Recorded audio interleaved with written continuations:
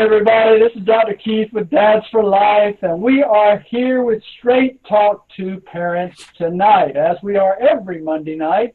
And next Monday night, we're going to still go on with it, even though Dr. Keith will be in the United Kingdom, but I am excited to broadcast even all the way from over there. But there is my co-host, Miss Ariel Wheeler. Say hello, Ariel.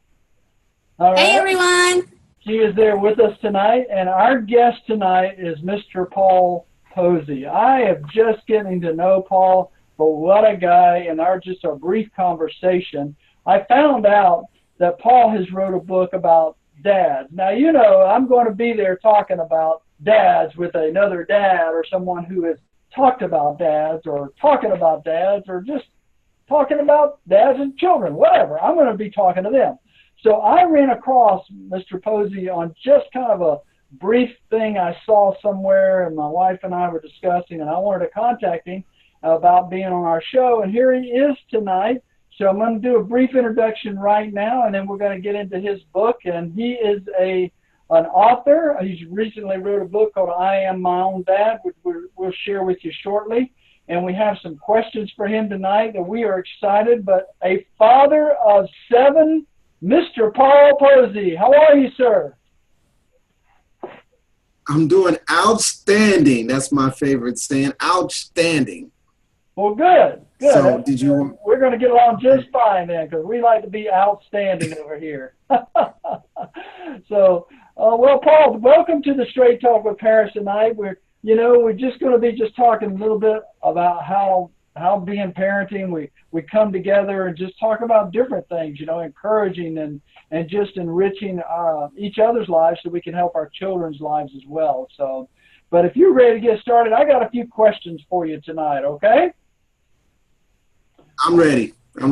All right. So let me ask you a question.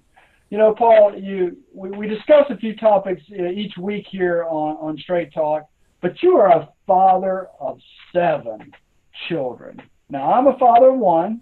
Ariel's a father of 1. No, I'm not a father, sir. Ariel is a mother of 1, okay? Her and her husband have 1 child. Now, Paul, when we discussed that 7, I had so many questions going through my mind, but here's number 1, okay? What is it like to be a dad of 7 children? First word comes to mind is scary. Because you're always worried about everybody, always worried about, are you on point?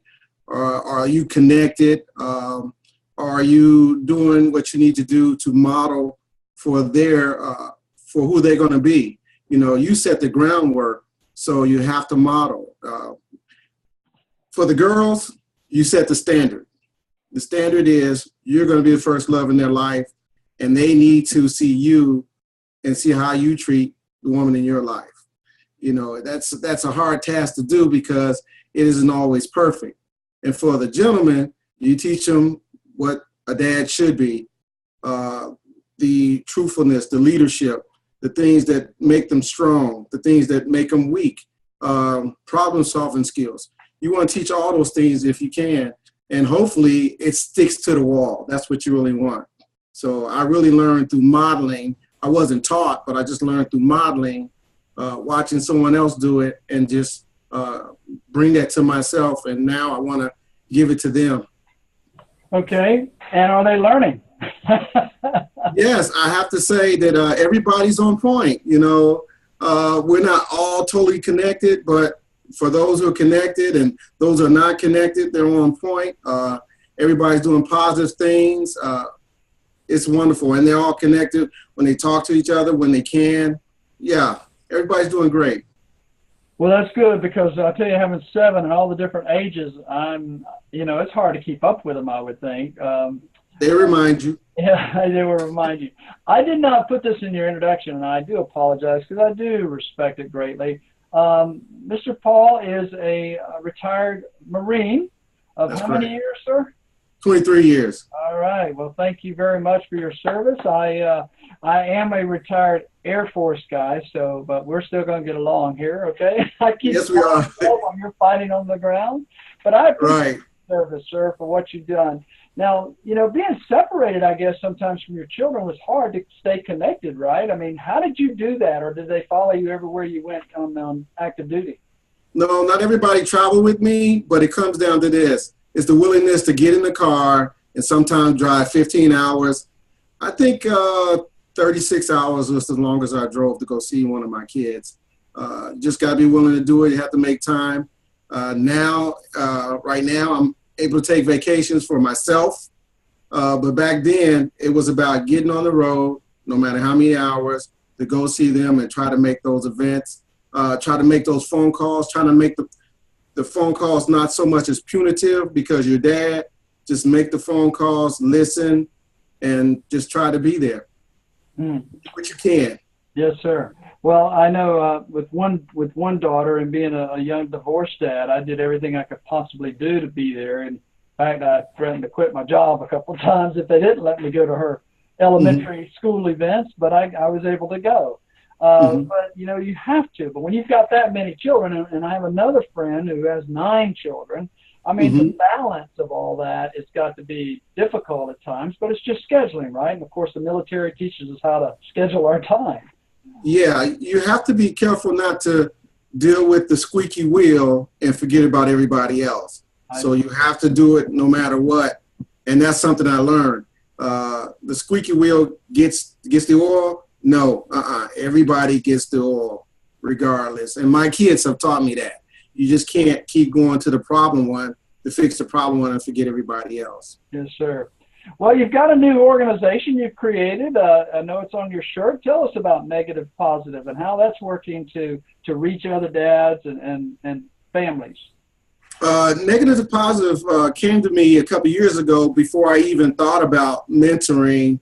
It's just that I believe that when in life, we tend to start off from negative and move to a positive. Seems like negative seems to be our norm. The chaos seems to be our norm. And then we learn over time that the positivity is what really drives us to do the greatest. And we have to move to that. So we need to move life from negative to positive. And that's what I saw in my life. And then when I enrolled in school and I started going to school and started taking business courses, and I started understanding that, you know what, this can be something, it could be something greater than what I'm doing right now. I'm retired, but I was going to work, and I was like, hey, it's time to give back to the masses. And Negative to Positive is just something I just so believe in. I mean, I'd get a tattoo, but I don't believe him. There you go.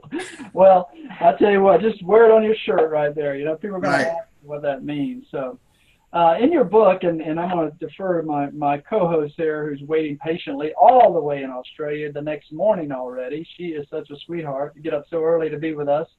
She's already got her day filled, but she fills in with us here and helps us out. In your book, I Am My Own Dad, you mentioned tapping into your own ability and to adapt and adapt and overcome. Sometimes our children take on massive, small things that seem so big for them they can't handle. How do you teach your children about adapting and overcoming? Yeah, you have to go to the goal first. And if you feed to the goal, let's say the goal is to be great in school and you're having trouble in school. The goal is to be great in school. So what you have to do is just feed into that and break it down. So it's, how do you eat an elephant, right? One bite at a time. And you have to teach them like that, because you can't give them the whole thing. You have to break it down in small segments so they can see the triumphs, the small triumphs, and then your positive reinforcement to go behind that. Then you're going to get them in the right direction. I believe in goal setting, sub-goals, and goals. I mean, you can't speak that language to a little kid, but you can direct that to have sub-goals, and then those achievements go hand in hand to the bigger goal. And you have to do that from the behind the scenes. But what if I fail, Dad? Failure is a part of learning. If one fails, if you only have one child, you can't do this. But if one fails, you can tell the other ones how that one failed and then how they got up and moved forward. So, failure, they say it's a part of life. But if you're an overachiever, failure is just a small speed bump. You just keep going, make a better plan. I asked you that question that way because as a school resource officer for almost 20 years of my life, I had kids come in and they were saying, I just failed all these hours and I just feel like a failure all the time now, and I have to talk to them about that. And I know our children come to us like that. I have those conversations with my daughter, and one day my co-host will have that conversation with her daughter. Ariel, I'm going to defer to you right now and let you talk about I Am My Own Dad and ask him any questions you may have and see if you could share his page with us a little bit. Yeah, absolutely. I would love to know, Paul, exactly what I Am My Own Dad is about, actually. I would really like to know about your book. Okay. My I Am My Own Dad is about myself and the idea that when you hear the excuse that the reason I'm not a dad or a good dad is because I never had one. This stemmed from a conversation with my son about 3 months ago. We were eating dinner, and he said to me, he says, "Dad, I'm just like you." And I says, "What do you mean?" He said, "I'm a leader like you. I'm a go-getter like you. I'm a problem solver like you." And I said, "How does that feel?" He says, "That feels great." And I said, "Hey, everything you have, I modeled that for you. I did it so you can have it. All those things, I just did it in front of him. And I believe in my modeling, he got those things." And then I also said to him, "I'll never know the feeling that you have because I grew up without my dad. And I feel that you shouldn't suffer because I didn't have connections with my dad." So that's where the book came from, telling my part of what I seen and the conversations between my mom and trying to get to the root of the issue why he wasn't in my life.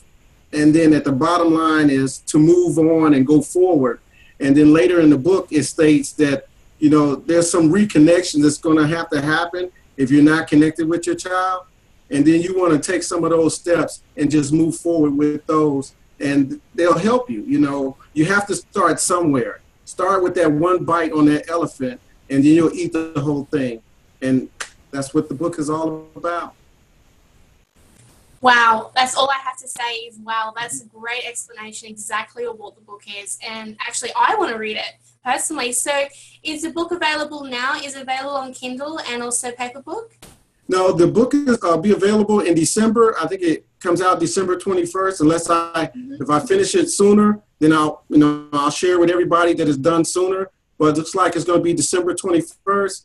And then probably at the beginning of the year, I'll have some printed copies because all my friends and family, they're like, "Hey, I want a signed copy." So I guess I will be doing some prints.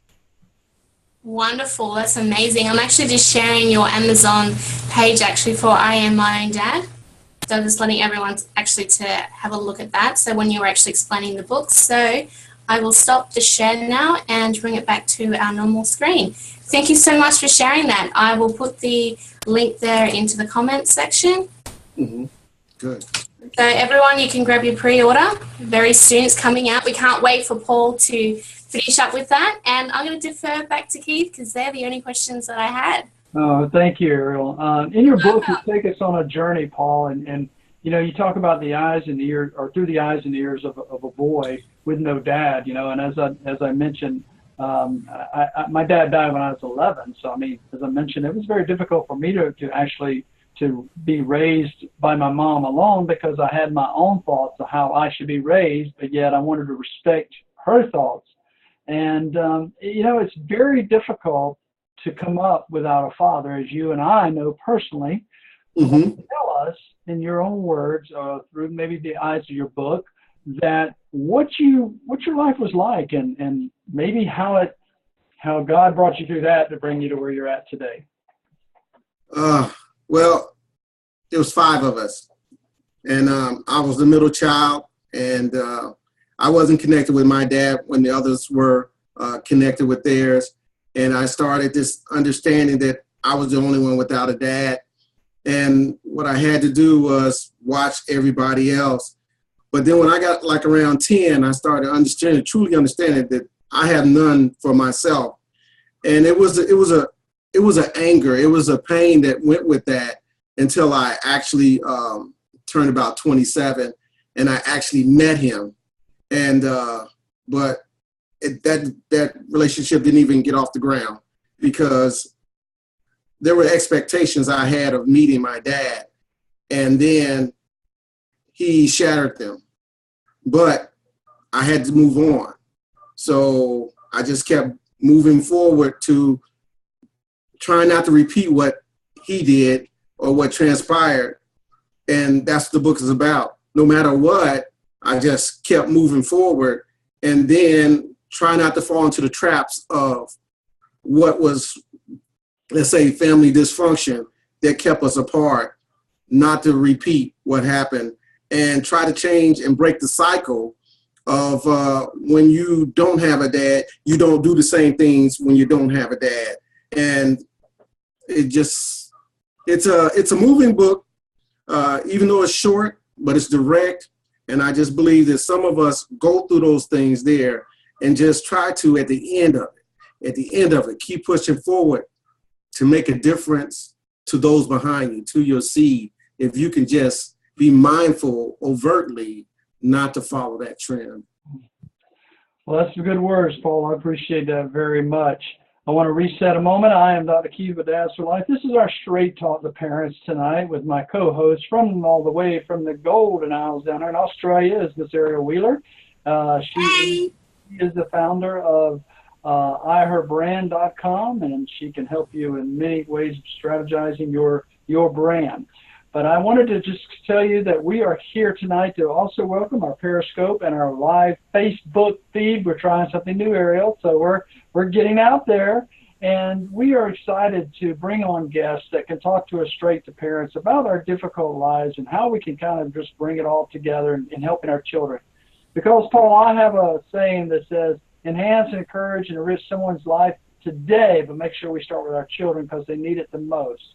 I see a lot of children in all my career as a law enforcement officer that just didn't have that love from home like they needed it. And I believe that home is the safest place, or should be the safest place that a child could retreat to when needed, regardless of the situation, and not be judged all the time. So you and I have a lot to talk about in the coming weeks as we get to know each other more. To wrap this up a little bit, to see before we have any questions, Paul, I'd like to ask you about Mr. Johnson. You told me a little bit about Mr. Johnson and what you learned from Mr. Johnson, and I think we all need a Mr. Johnson in our life. So please take your time and tell us about Mr. Johnson. Mr. Johnson, for those who are from back home, I lived on 6th and Buchanan, and there was Mr. Johnson down the block. He was our elder neighbor, and he was available for conversations, and he would give us guidance when he saw us. He would always speak to us. He was one of the few dads was actually visible on the block. And I just remember Mr. Johnson. If anybody know who I am from back home, I still go down the block to see Mr. Johnson. I go knock on the door and see if he's there, because his kindness to me and his willingness to communicate with me, even though I wasn't his son, I was able to take that, and I'm Mr. Johnson now. I'm out in front of my house, and when the neighbors' kids come by, I am visible for conversations. If I'm working on a car, I share the information. We need Mr. Johnsons everywhere. We can't be in the house while the kids are outside and the blinds are drawn. We need Mr. Johnson, and I miss Mr. Johnson, and he's always going to be a part of me. Him and my grandfather.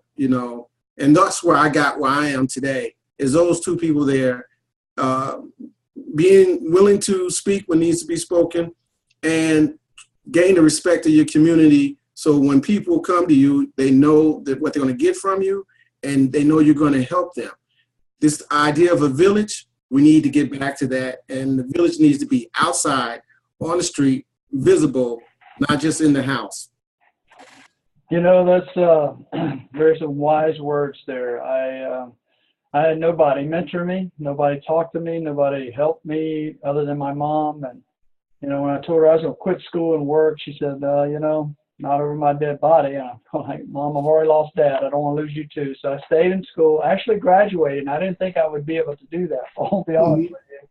But I know that God's protection was on me at the time, because I had nobody. And I wish I'd had a Mr. Johnson, a true Mr. Johnson in my life that kind of helped me do a little bit more than I did, you know. Mm-hmm. So, but I've been that Mr. Johnson myself to a lot of hurting school kids that, you know, just for various reasons wanted to do this, that, and the other to harm themselves. And you have to be a Mr. Johnson. So, and of course, we're just using that term out there, but be a Mrs. Johnson or Ms. Jones or Mr. Jones or whatever to make sure we're encouraging a kid, because there's got to be some kid on the planet that we all like somewhere, okay? So make sure that kid gets your attention. But, Absolutely. You know, the three of us, we try to help a lot of kids and a lot of people, because I coined a phrase many years ago, Paul, that said, if you go through life helping only yourself, you'll go through life alone. And I see a lot of lonely kids today because they're not taught how to help somebody else. It's all about them and all about them. And so I appreciate that story of Mr. Johnson. It reminds me of a book called The Fred Factor, and that's where Fred was a post office worker, and I tell you, he just did everything possible to make his customers appreciate just having their mail delivered, and they loved him. So whether it's a Fred or Mr. Johnson or Mr. Posey or Miss Ariel or Dr. Keith, we just reach somebody out there, because we all can make a difference. Do you agree? Absolutely. Absolutely. And I see a lot of people so negative and they don't go to positive. But tell us again, how do you get from negative to positive? What is your thought behind that particular phrase? You get from negative to positive is you got to remember where you want to go. So if you want to be an astronaut, you got to put things in line to get you there. The negative we have in our life is mostly family dysfunction. You have to stop it. You have to find a way to stop it. You have to have that cardinal conversation. You have to have togetherness. You have to have your spouse on the same plan as you to change this direction that was handed down to us. You know, dysfunction is like a sap from a tree that just keeps coming down. And you just have to, either cut that tree off and just start over, or you're just going to have to make that move. But to move from negative to positive, you got to believe. You got to believe it's going to change. You got to take yourself to church or whatever religion you have, but believe that things are not as bad as they seem, because you can change them. You have to be a change agent to get from negative to positive. You just can't do the insane thing, keep doing it over and over and over again with a different outcome, expecting a different outcome. You just have to be ready to say, hey, I'm not going to do this anymore. We're not going to be like this anymore. And just, tread your path to better things. It helped me out. I thank God that at one point in the Marine Corps, I didn't think I was going to be here today. But I had to start thinking better. I had to start doing better. And I had to start influencing others around myself. And that really does it. Absolutely. Well, I could tell you that it certainly makes a difference. You can get up and think negative all day, or you can think positive all day, and it's much easier to think positive. Yes, we all have bad hair days. I mean, if I could have a bad hair day, but the thing is, we all have those bad days, and we just have to get over those. We have to get over those the best we can. Absolutely. I do it through personal development, and my friends. When you're a dad, you have to get over it so they can get over it. Absolutely, Absolutely. And wherever you find that, and I do it through YouTube videos, Zig Ziglar, Jim Rohn, some of those people that knew how to do it from the past. I was listening to a video recently of a millennial, and they said, let me tell you what's wrong with our generation, and literally talked to other millennials and told them about the disrespect they have for our generation. The thing is that we do have some knowledge, we do share, it's just a lot of them don't want to learn, they don't want to listen, but we do everything we can to help somebody get through their day a little bit better, and life will be easier, at least for them, but always for you. So, well, we appreciate you, sir, for coming into our show tonight. This is Straight Talk, our Zoom class from Dads for Life, each Monday night at 7 p.m. Eastern Standard Time. Paul, tell us how they can find you. I just, right now you're on Amazon. Are you creating a Facebook page or anything like that? Yeah, well, I'm on Facebook. I'm trying to work. I'm going to have to get with my kids so I can work with Instagram. And my website should be up within probably next week. Things are just snowballing really fast for me, but I'm going to catch up. So my Facebook page, I still have room for friends. connect with me. I'm always going to share something positive. I share a thought. I'll answer your questions. You can inbox me. I'm just ready for God to move me forward on this plan, on this journey. And if you want to come with me, connect with me. You know, I'm also on Twitter. You can find me under Negative to Positive, N2P, and I'll try to be in everybody's home or program, or even where you want to put me at. I just want to be a part of it. Well, I got some connections we need to talk about for you there to get this message out. So, and if you're looking for a way to get your confidence up, friends, go to my friend Jai Garcia, theconfidencegym.com. The Get Self-Belief team, they are phenomenal what they can do to help you get your life going in the right direction so we can impact and help our kids be better at what they are called to do. It's not always what we want them to be, folks. It's what God has called their plan to be. As Jeremiah 29:11 says, I know the plans I have for you, plans to prosper you and give you a hope for the future. And what do we need in America today? More than hope. Lord be. Oh, my goodness. We need hope in this country, right? Yes. But let's start with hope for ourselves and our children and teaching them to be positive. There was a video I posted today of a dad, Paul, that sat there and worked with his daughter every morning as she's getting ready for school, talking about how beautiful she is and she's blessed, and she's talking these positive affirmations. And I think how many children would have a lot better turnout in their life if we as parents taught them that on a regular basis. You know, it's on my Twitter feed, my Facebook page, but it's a cute video of what could change for a child if we were just more positive as parents. So, but until next time, folks, this is Dr. Keith with Dads for Life. We are here each Monday night at 7 p.m. For the Straight Talk with Parents, and we look forward to being with you next week. Paul, thank you, sir, for joining in with us. And folks, if you catch us on the Periscope replay or the Dads for Life Facebook Live replay, so we're out there, but this is the end of our show, and we appreciate it very much, sir, for joining us. Okay, we'll be in touch. Thank you. All right, thank you, sir. Thank you, sir, for coming in. Hope you catch the replay. Nice to hear you. All right, bye-bye. Nice to meet you, Paul. Thank you, guys. Bye-bye.